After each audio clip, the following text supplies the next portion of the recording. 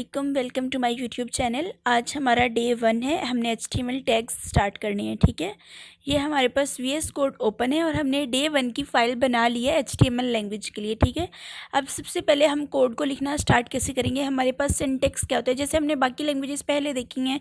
C++ में हम syntax लिखते थे, ऊपर हैश इंक्लूड, इस तरीके से।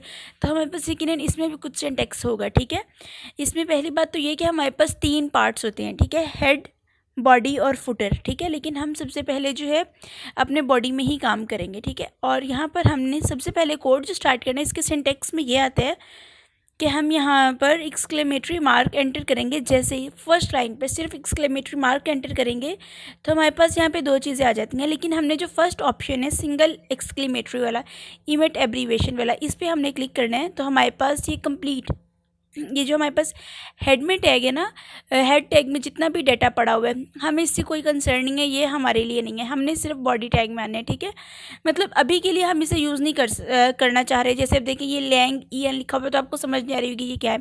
तो इसमें हमारे पास ये लैंग स्टैंड्स फॉर लैंग्वेज और फिर EN इंग्लिश। अब अगर आपको इसमें कुछ चीज़ की समझ नहीं आ रही, कुछ एक्स्ट्रा चीज़ आप देखना चाह रहे हैं, तो देखें हम अगर किसी भी चीज़ में आएंगे ना, तो उसका MDN रेफरेंस होता है एक। ठीक है, यहाँ पे MDN रेफरेंस आ रहा है, हम यहाँ पे जाकर इसको ओपन करेंगे तो हमें इसके बारे में कंप्लीट डिटेल मिल जाएगी। लेकिन अभी हमने फ़िलहाल इतना डिटेल में नहीं जाना, तो हम यहाँ पर बॉडी के टैग में आ गए हैं।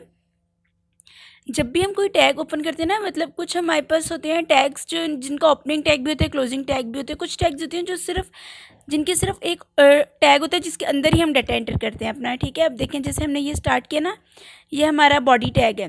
पहले हमने एंगल ब्रैकेट लिखी, फिर बॉडी, फिर एंगल ब्रैकेट क्लोज की, और फिर एंगल ब्रैकेट, फिर फॉरवर्ड स्लैश। ये देखें, ये जो है ना हमारे पास बॉडी से पहले जो लिखी हुई है स्लैश, इसे हम फॉरवर्ड स्लैश कहते हैं।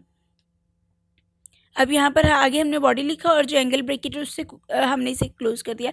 अब जैसे कि हमारा डे 1 है, हम बहुत ईजी एक टैग को डिस्कस करेंगे, वो है हमारे पास हेडिंग टैग। ठीक है, जो हमारे पास हम देखें, हमारे पास जो वेबसाइट होती है उधर हमारे पास फर्स्ट पे जो कैपिटल बोल्ड हाईलाइट करके एक चीज़ लिखी होती है, वो हमारे पास हेडिंग होती है। हमारे पास सबसे पहली चीज़ ही वो होती है, किसी भी चीज़ को हम स्टार्ट करने लगे पहले हम उसकी हेडिंग देते हैं। तो हम देखते हैं कि हम हेडिंग किस तरीके से देंगे। ठीक है, तो हमारे पास हेडिंग के लिए 6 टैग्स होते हैं। हम सबसे पहले एक टैग देखते हैं H1 का, हेडिंग टैग। ठीक है, हमने स्मॉल भी लिख सकते हैं, और वैसे भी तो हमें कोई इसमें इशू नहीं है। ठीक है, H1, और यहाँ पे हमने इसे क्लोज़ किया। यहाँ पे हम जैसे ही हम इसे क्लोज़ करेंगे ना, VS कोड के बहुत अच्छी बात है कि ये क्लोजिंग टैग खुद ही ले आते हैं। और देखिए मैंने आपको वो जो प्रीटियर एक्सटेंशन का कहा था, उससे ये होता है, ये देखें यहाँ से ये हेड टैग स्टार्ट हो रहा है, यहाँ पे एंड हो रहा है। यहाँ पर इन्होंने एक हमें लाइन दे दी। ठीक है, इससे हमें ईजी हो जाती है, हमें पता चलता है कौन सा टैग कहाँ ओपन हो रहा है, कहाँ पर एंड हो रहा है। ठीक है, अब इसके अंदर हम लिखते हैं जो हमारे पास हेड टैग था, दिस इज़ हेडिंग। ओके, ये हमने लिख लिया। अब हम इसे रन कैसे करेंगे, अपने माउस से राइट क्लिक करेंगे। मैंने आप लोगों को लाइव सर्वर एक्सटेंशन इंस्टॉल करने का कहा था अपने VS कोड में, वो हमारे पास अगर इंस्टॉल होगी तो हम यहाँ पर आकर ओपन विद लाइव सर्वर करेंगे। ठीक है, राइट क्लिक करने के बाद जैसे हम ओपन विद लाइव सर्वर करेंगे तो हमारे पास ये लोडिंग हो रही है। तो ये देखें, ये हमारे पास वेबसाइट पर लिखा हुआ आ गया, दिस इज़ हेडिंग। ठीक है, हम अब कुछ और लिख कर देखते हैं अपने हेडिंग टैग में। जैसे कि हमारा हम HTML टैग्स करें तो हम यहाँ पे लिख कर देखते हैं HTML टैग्स। ठीक है,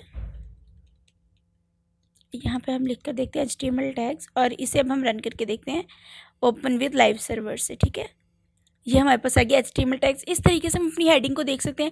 अब जैसे कुछ बच्चों के माइंड में ये होगा कि ये तो हमारे पास जी बहुत बड़ा टैग आ गया, हमें इतनी बड़ी, इतनी मतलब इतने बड़े साइज़ का हेडिंग नहीं चाहिए, तो हमें कुछ और करना है।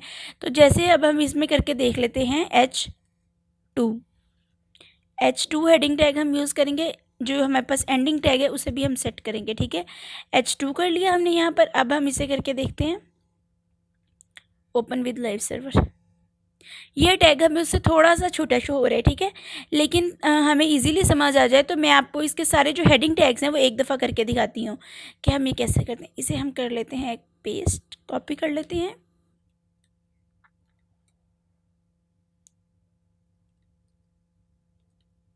हमारे पास 6 टैग्स होते हैं हेडिंग के, तो हम 6 दफ़ा इसे लिख लेते हैं। Ctrl+V करके हमने इसे कॉपी किया था ना, तो हम वैसे कर लेते हैं। ये हमारे पास आएगा H1, टैग, इससे हमें डिफरेंस पता चलेगा कि हमारे टैग्स में कितना डिफरेंस आता है उसके साइज़ में, ठीक है। उसका जो फ़ॉन्ट साइज़ है वो कितना छोटा होता जाता है। जैसे अब हमने मेन अगर हेडिंग यूज़ करनी है तो उसके लिए तो यही बेटर है कि हम H1 यूज़ कर लें या H2 यूज़ कर लें।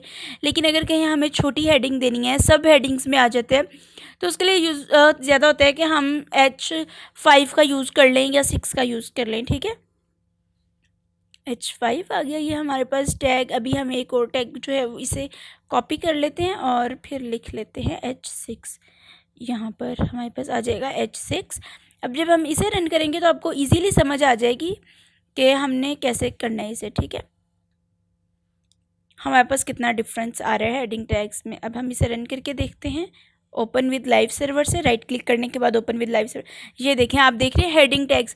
ये हमारे पास हेडिंग जो है H1 का टैग है, ये H2 का टैग है, ये H3 का, H4, H5, H6। ये देखिए हमारे फर्स्ट टैग में और लास्ट टैग में कितना डिफरेंस है। तो ये हम अपनी ईजी के लिए कि हमें कितनी बड़ी हेडिंग चाहिए, हम उससे अपनी हेडिंग टैग को सेट कर सकते हैं, ठीक है। हमारे पास वेबसाइट पर इस तरीके से हमारे टैग्स आ जाएंगे। और एक और बात ये होती है कि हम ये देखें कि हम प्रॉपर टैग्स यूज़ करें। अब ये नहीं कि हमने H6 टैग हमें मतलब उतना साइज़ चाहिए तो हम पैराग्राफ टैग यूज़ कर लें। अभी आपको पता नहीं है पैराग्राफ टैग क्या होता है, वो हम नेक्स्ट क्लास में इंशाल्लाह ज़रूर डिस्कस करेंगे। लेकिन ये हमें ज़रूर करना चाहिए कि हम अप्रोप्रिएट टैग्स यूज़ करें। जो चीज़ हम यूज़ करें, जैसे हेडिंग है तो हम उसके लिए हेडिंग टैग ही यूज़ करें। ये ना हो कि हमने H6 के फ़ॉन्ट साइज़ जितनी हेडिंग चाहिए तो हम पैराग्राफ टैग यूज़ कर लें, नहीं, ऐसा हमने नहीं करना, ठीक है। होप सो आपको ये समझ आ गई होगी हेडिंग टैग्स की। तो अब इंशाल्लाह जो नेक्स्ट टैग है वो हम नेक्स्ट लेक्चर में डिस्कस करेंगे, ठीक है। अल्लाह हाफिज़।